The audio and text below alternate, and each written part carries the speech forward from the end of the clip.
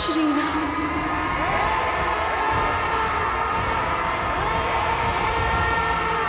आज हमारी चाल केवल राम सिया की नहीं बल्कि समस्त रघुवंश का अंत कर देगी।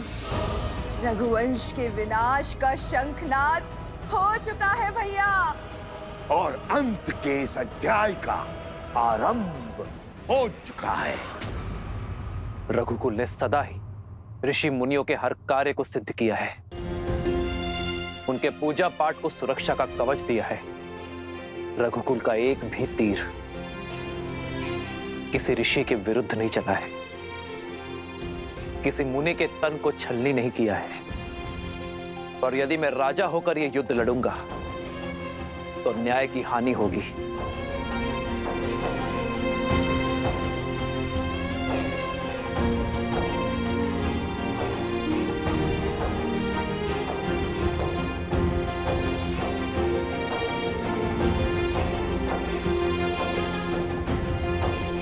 प्रभु, ये क्या कर रहे हैं आप?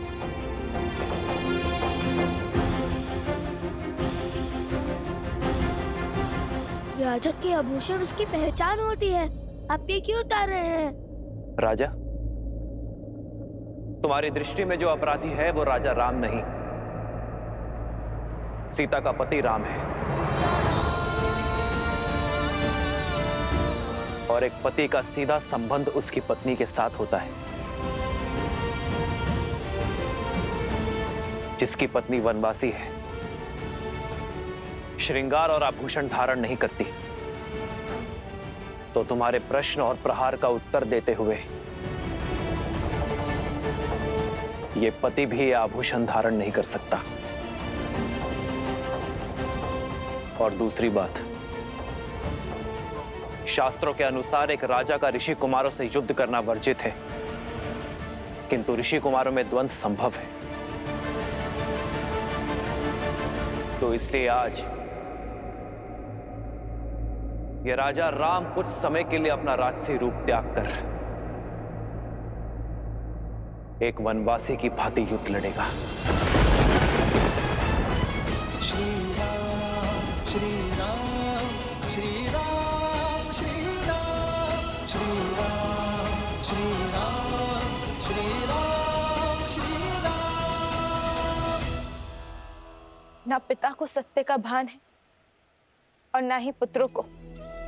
पिता को ये नहीं पता कि वो अपने ही वंश को लील रहे हैं, और पुत्रों को ये आभास नहीं है कि वो जिन पर बाण ताने खड़े हैं वो उनके ही पिता हैं। कदाचित सत्य का ज्ञान इस युद्ध को टाल सकता है। कम से कम ये प्रयास तो कीजिए कि सत्य उन तक पहुंच सके।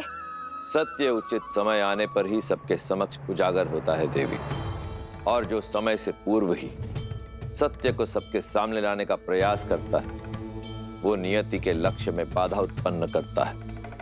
आवश्यक नहीं कि समय सदैव आपके पक्ष में हो, क्योंकि सत्य और समय कभी साथ साथ होते हैं तो कभी भिन्न।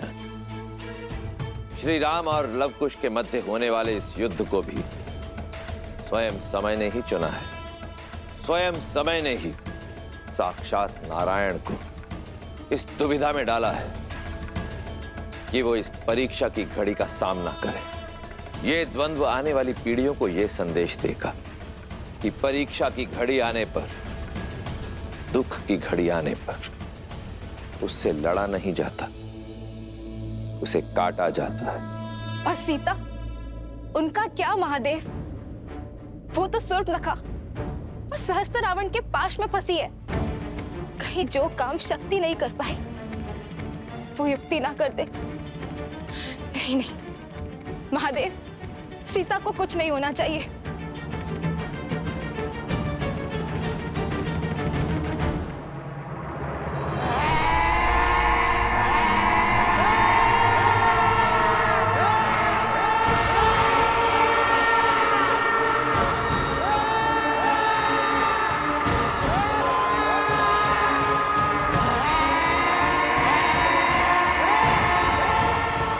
अरे अभी से भयभीत हो गई तुम सीता।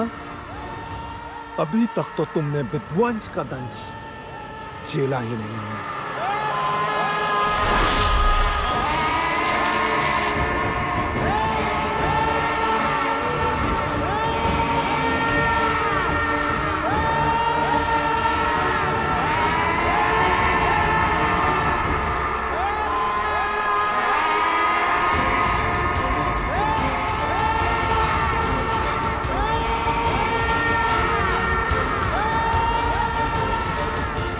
मार डालो बानासुर, अंत कर दो इस सीता का। इसके साथ ही रामायण की गाथा और उसकी संपूर्णता की कथा का अंत हो जाएगा भैया।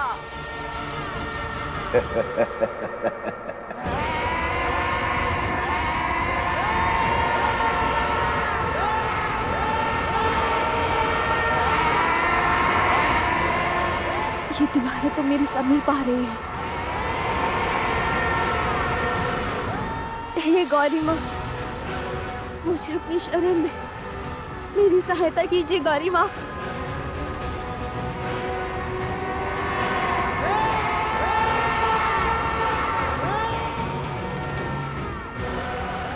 रक्षा करे माँ गौरी, रक्षा करे।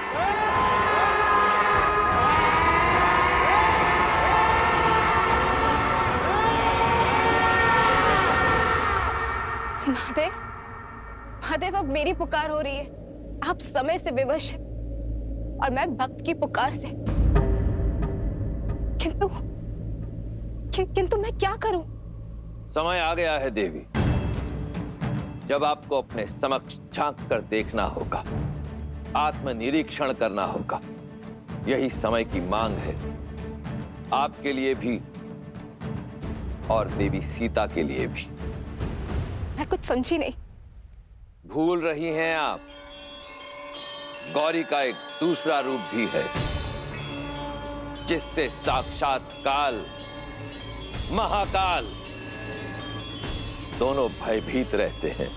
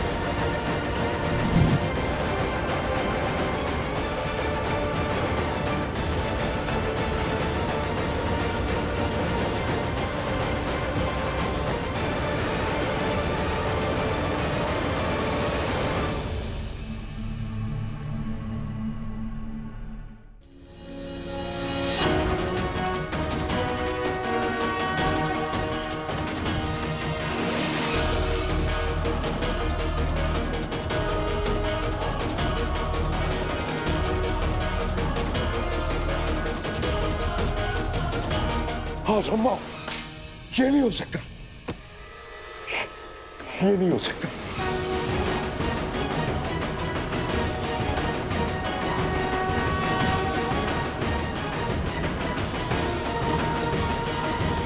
किस चिंता में पड़ गए आप भैया?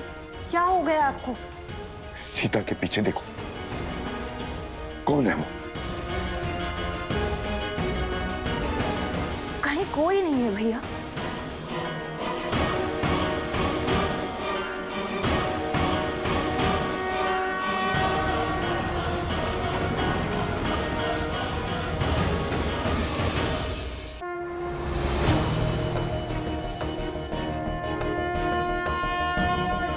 गंधर्वी, गंधर्वी चंचलाक्षी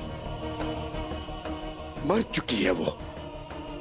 फिर यहाँ कैसे? ये कैसी माया है? गंधर्वी चंचलाक्षी? कौन है ये? क्या हो रहा है आपको भैया? भैया, किसकी बात कर रहे हैं आप? कौन है ये, मुझे बताइए भैया।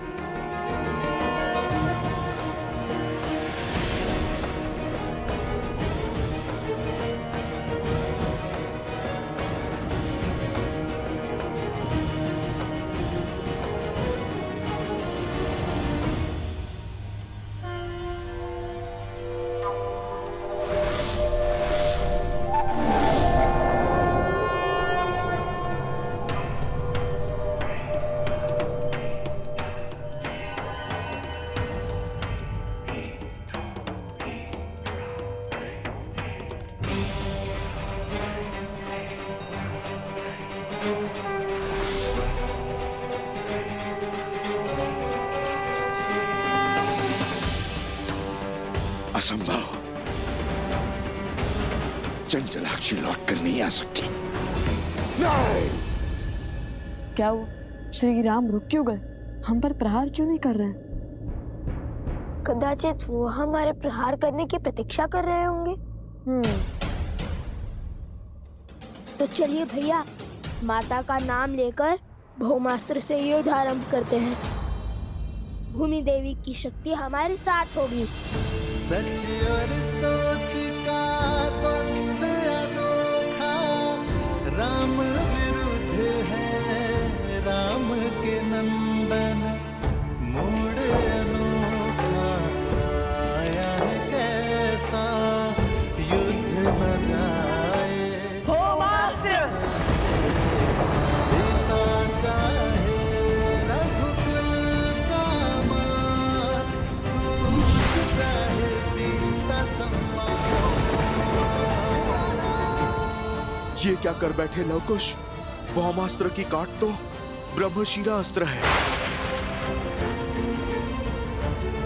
और यदि प्रभु ने ब्रह्मशिरा का आवाहन किया तो लवकुश का ही नहीं, बहुत से जीवों का संहार होगा।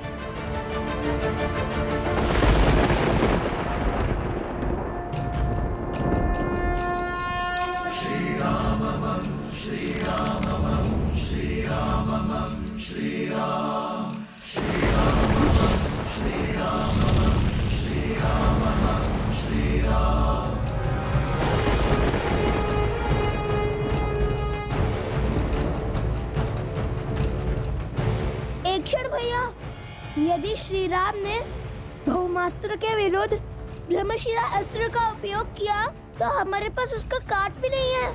वो निर्णय उनका है।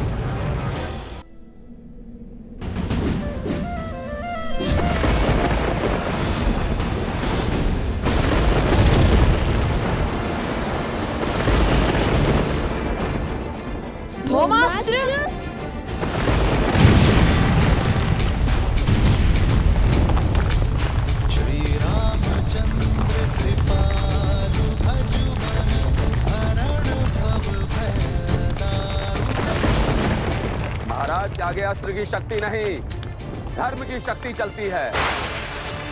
अस्त्र चाहे कोई भी हो, महाराज के तप और त्याग के कारण हर अस्त्र की शक्ति 100 गुना बढ़ जाती है।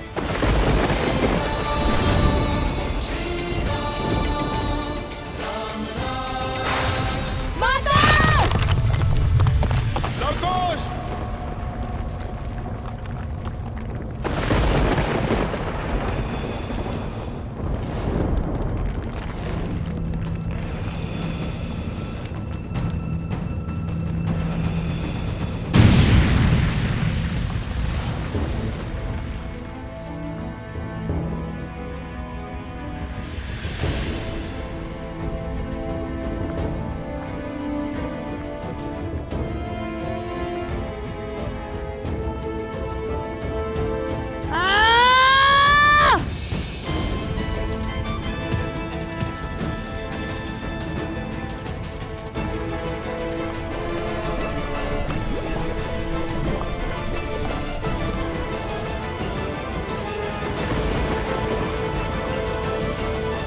प्रभु आप रुक जाइए, मत कीजिए ये अनर्थ। मेरे पास रुकने का कोई कारण नहीं है हनुमान। ये दो बालक अयोध्या के मान सम्मान को ध्वस्त कर रहे हैं, रामराज्य के स्वप्न का संहार कर रहे हैं। प्रभु, मैं भगवान वाल्मीकि के वचन से बंधा हूं, इसीलिए मैं आपको सत्य नहीं बता सकता, किंतु मैं आपको अवश्य इतना कह सकता हूं, ये जो घट रहा है उचित नहीं है प्रभु।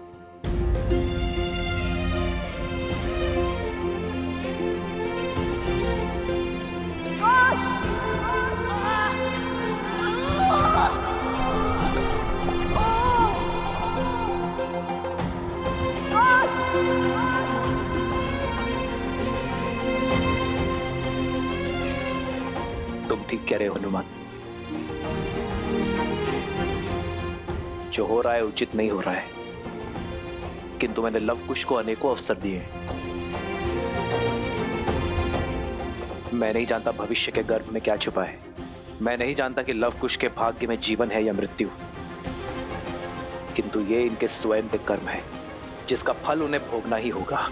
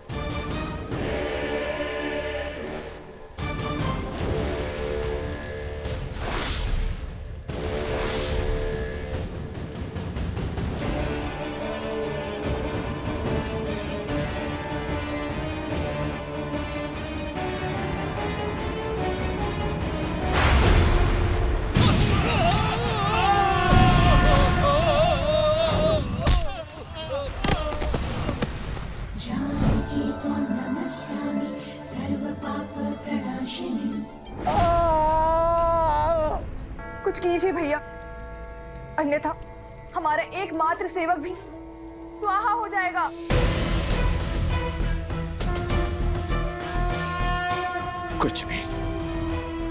कुछ नहीं कर सकता मैं।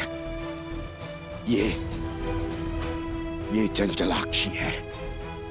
क्या हुआ है आपको भैया? कौन है ये चंचलाक्षी? कैसे जानते हैं आप इसे? क्या नाता है आपका उससे? बताइए भैया, उत्तर दीजिए भैया। कौन है ये चंचलाक्षी? क्या हो रहा है आपको भैया? भैया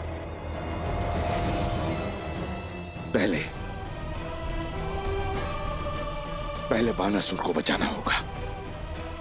यदि सीता को मेरा सत्य पता चला तो वो मेरी मृत्यु का भेद भी जान जाएगी।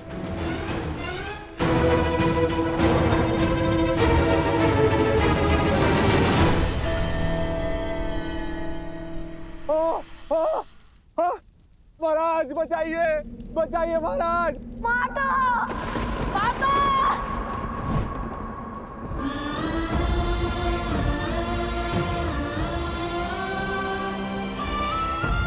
ये सब लवकुश, लवकुश, लवकुश, कहाँ हो तुम? कहाँ है लवकुश?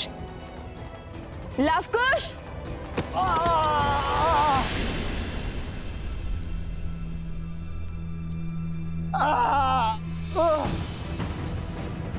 ये अवश्य इन असुरों की कोई माया थी, मेरे मंत्र जाप में विघ्न डालकर भाग निकलने की इनकी युक्ति थी। ये मेरे पुत्रों का स्वर नहीं था।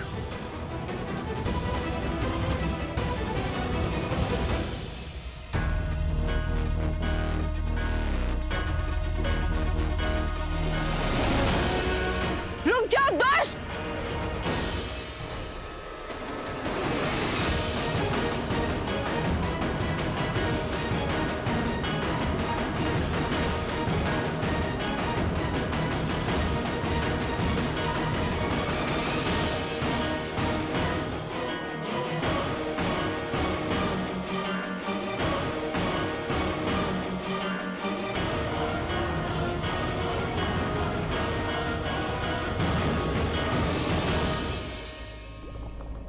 संभाल कर कुश, ये पत्थर तो खिसक रहे हैं।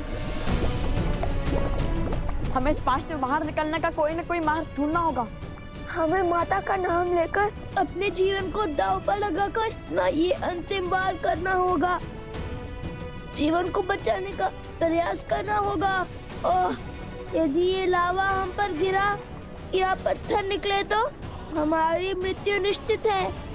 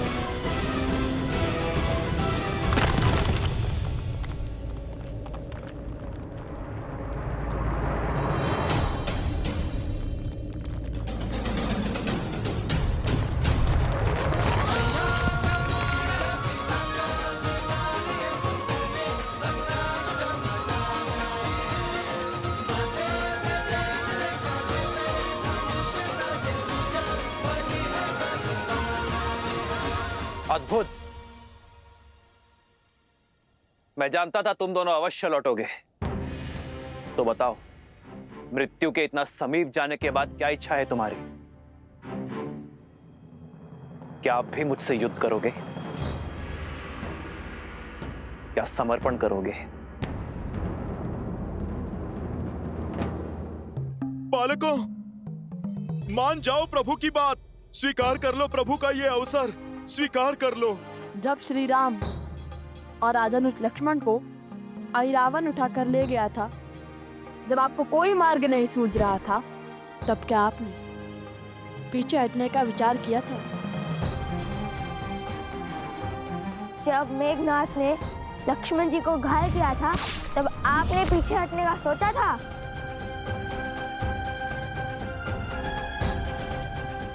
जिनके पास धर्म का साथ होता है, उन्हें पीछे हटने की कोई आवश्यकता नहीं होती। बालकों, आपको किसने कहा कि हमने अश्वरोग का धर्म किया है?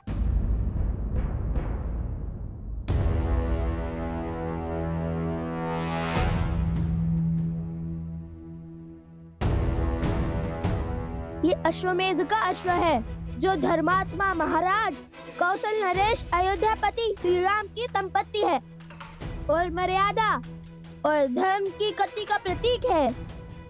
जिसने भी इसे रोकने का साहस किया और अयोध्या की चतुरांगिनी सेना से युद्ध को आमंत्रण करेगा। हमने तो केवल ये चुनौती स्वीकारी है।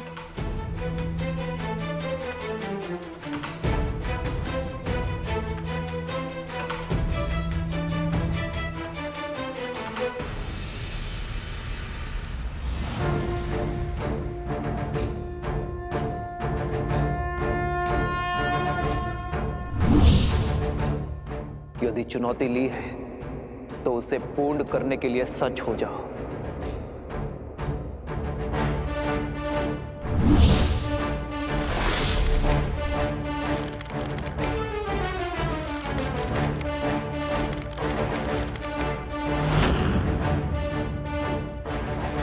सावधान!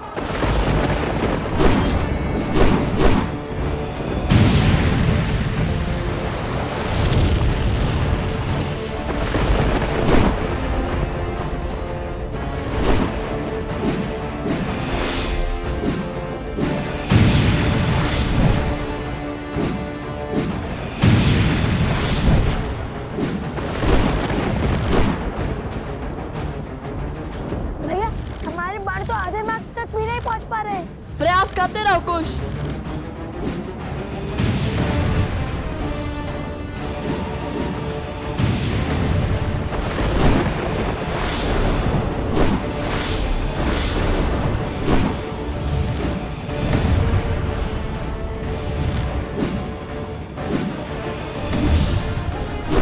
भैया उनके माथे पर तो श्वेत तक भी नहीं उभर रहे और यहाँ हम मन और संबल हारते जाते हैं। शब्द नहीं, हस्त चलाओ कुश।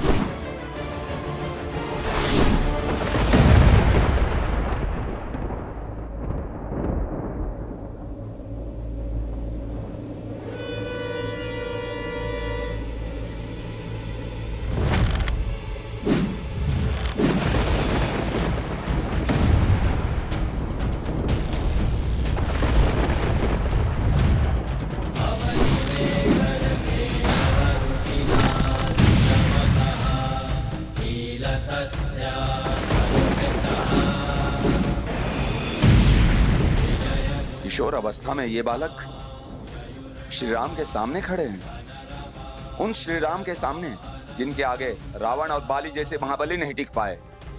लगता है जैसे श्री राम के समक्ष साक्षात श्री राम खड़े हैं।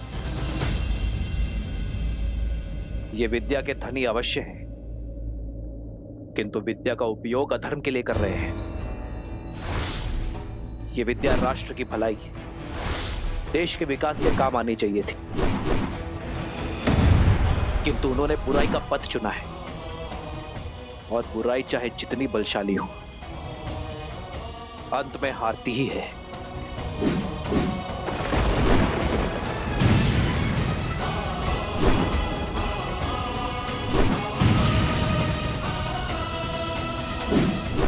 यह युद्ध आज समाप्त होकर ही रहेगा। या तो ये बालक आज अपना हट त्यागेंगे या फिर प्राण। रघुकुल रीत सदा चली आई, प्राण जाए पर वचन न जाई।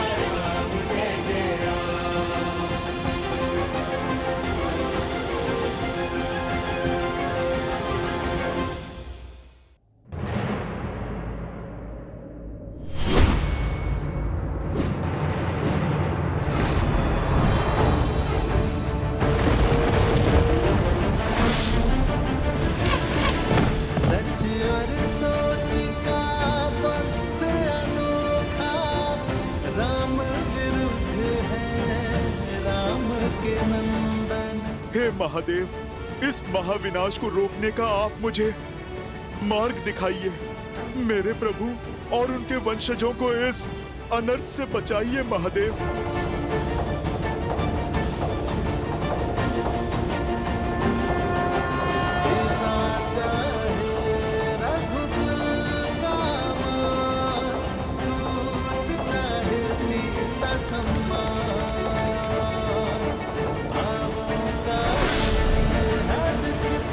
संग्राम देव जग क्या होगा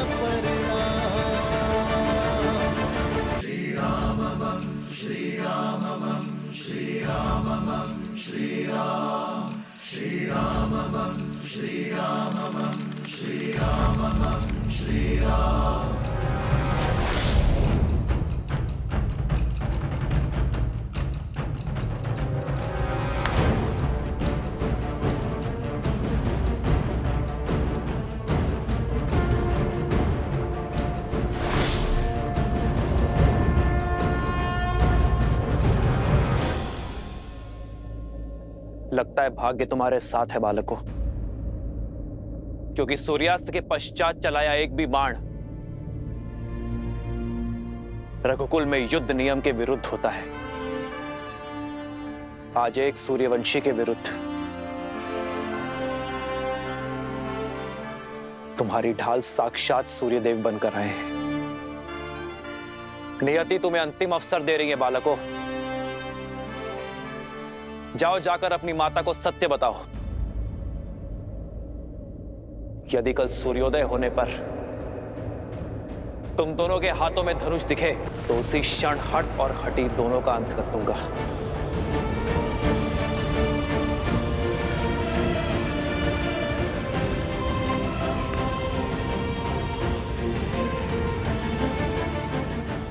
कल भोर होते ही अश्वमेध यज्ञ के अश्व और हनुमान को लेकर मैं अयोध्या के लिए निकल जाऊंगा।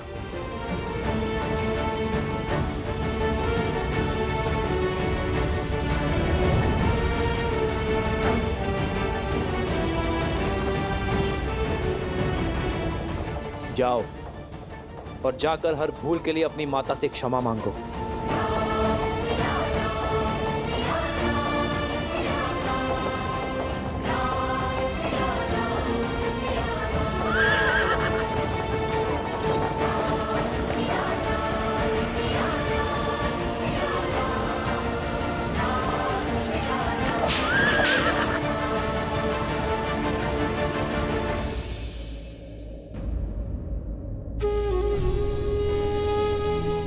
श्री रामचंद्र कृपालु भजमन हरण भव भय दारुणम।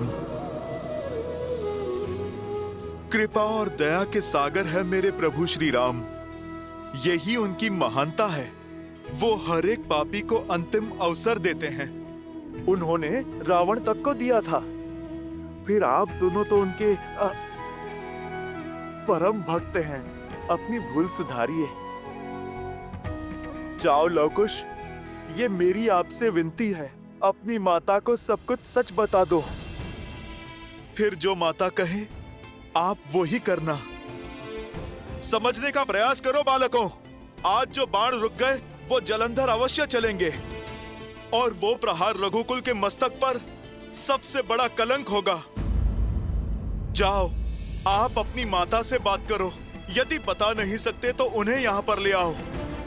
हर समस्या का समाधान स्वयं हो जाएगा बालकों।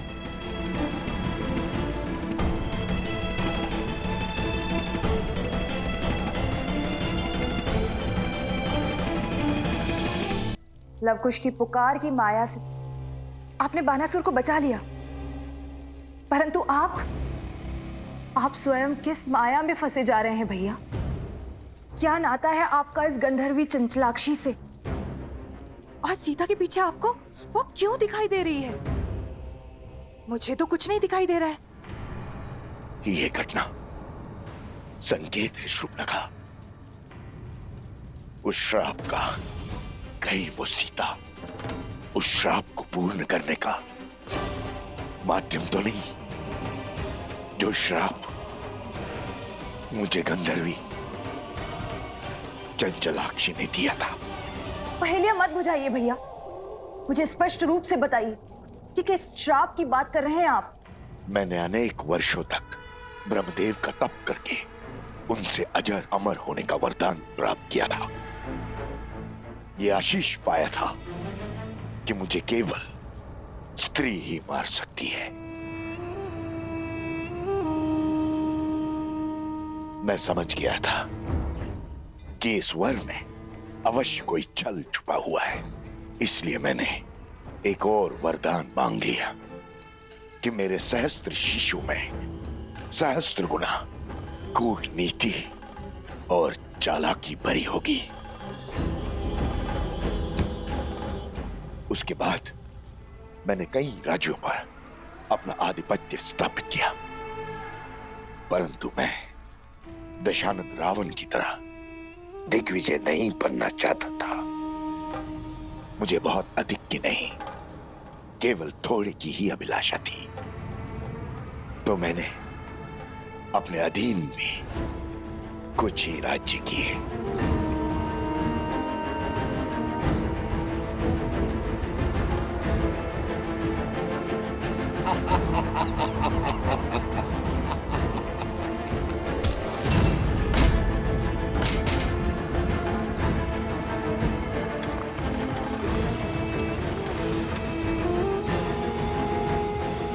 ये है हर किसी को अपने सामने झुकने पर विवश कर देने वाले सहस्त्र मुख।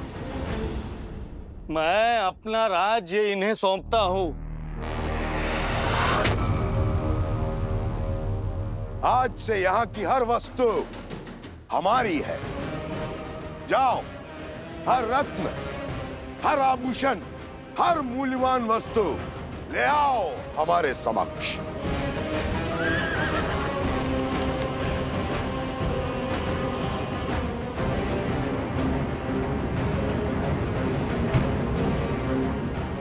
चलो सारथी।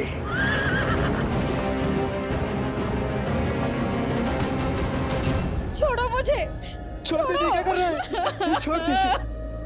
हर अनमोल वस्तु लेकर मैं उस राज्य से निकल ही रहा था कि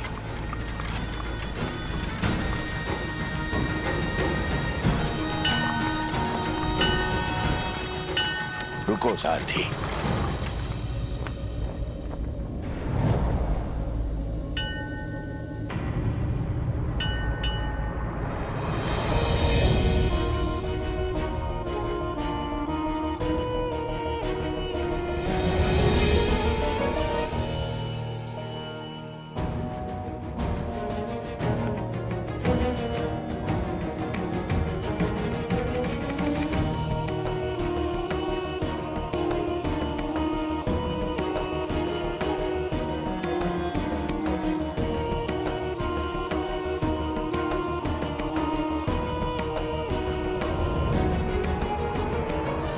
अद्भुत, अनुपम, ये तो संसार का वो धन है, वो ऐश्वर्य है जिसे मेरे पास होना ही चाहिए।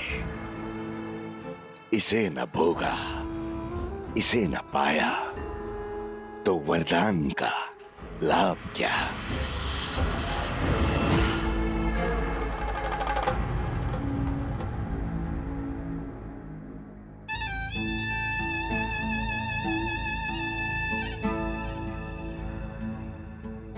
तप के लिए बहुत अनुचित स्थान चुना है सुंदरी। तुम्हारा तप और पूजा सफल हुई। अब कोई आवश्यकता नहीं अब इस लक्ष्मी या किसी और देवी देवता की पूजा की। अब तुम मेरी हो। अब और लक्ष्मी और